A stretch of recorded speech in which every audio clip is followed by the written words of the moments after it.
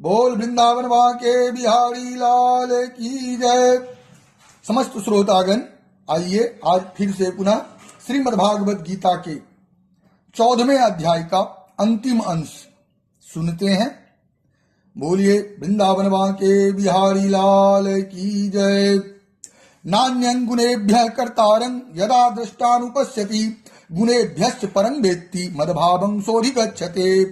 जिस समय दृष्टा तीनों गुणों के अतिरिक्त अन्य किसी को करता नहीं देखता और तीनों गुणों से अत्यंत परे सच्चिदानंद घन स्वरूप मुझ परमात्मा को तत्व से जानता है, उस समय वह मेरे स्वरूप को प्राप्त होता है।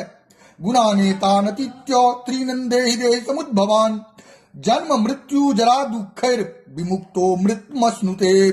यह पुरुष शरीर की बुद्धि, अहंकार और मन तथा 5 ज्ञानेन्द्रियां, 5 कर्मेंद्रियां, 5 भूत, 5 इंद्रियों के विषय, इस प्रकार इन 23 तत्वों का पिंड रूप या स्थूल शरीर प्रकृति से उत्पन्न होने वाले गुणों का ही कार्य है।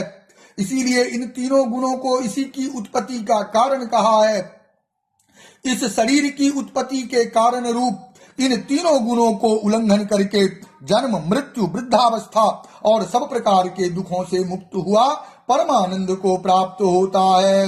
अर्जुनोवाच कैर्लिंगैर स्त्रीण गुणानेता नति तो भवति प्रभो किमाचार कथं चेताम स्त्रीण गुणा नति वर्तते। अर्जुन बोले, इन तीनों गुणों से अतीत पुरुष किन किन लक्षणों से युक्त होता है और किस प्रकार के आचरणों वाला होता है, तथा हे प्रभो मनुष्य किस उपाय से इन तीनों गुणों से अतीत होता है। श्री भगवानोवाच प्रकाशं च प्रवृत्तिं च मोहमेव च पांडवा न द्वेष्टि संप्रवृत्तानि न वृत्तानि कांक्षते। श्री भगवान बोले, हे अर्जुन, जो पुरुष सत्व गुण के कार्य रूप प्रकाश को अंतःकरण और इंद्रियादिकों में आलस्य का अभाव होकर जो एक प्रकार की चेतनता होती है उसका नाम प्रकाश है, और रजोगुण के कार्य रूप प्रवृत्ति को तथा तमोगुण के कार्य रूप मोह को निद्रा और आलस्य आदि की बहुलता से अंतःकरण और इंद्रियों में चेतन शक्ति के लय होने को यहाँ मोह नाम से समझना चाहिए। इस मोह को भी न तो प्रवृत्त होने पर उनसे द्वेष करता है और न निवृत्त होने पर उनकी आकांक्षा करता है।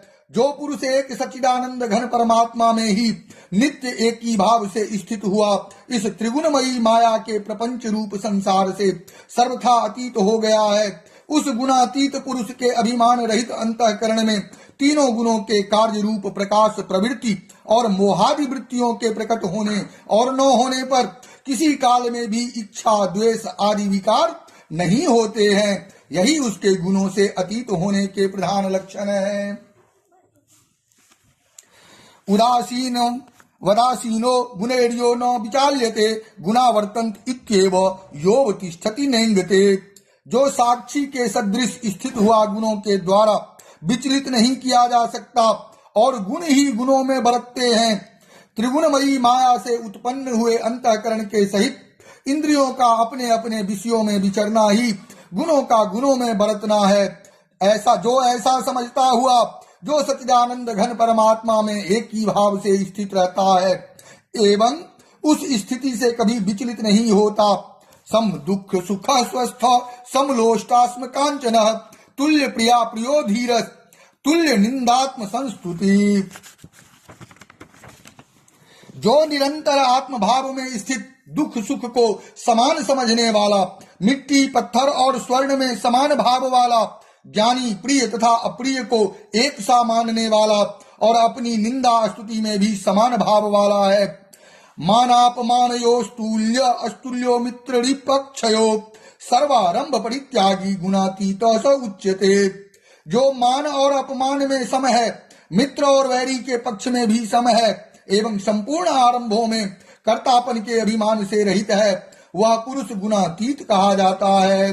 मां च योग्य विचारेण भक्ति योगेन सेवते सौ गुणान समतीत्येतान ब्रह्मा भूयाय कल्पते।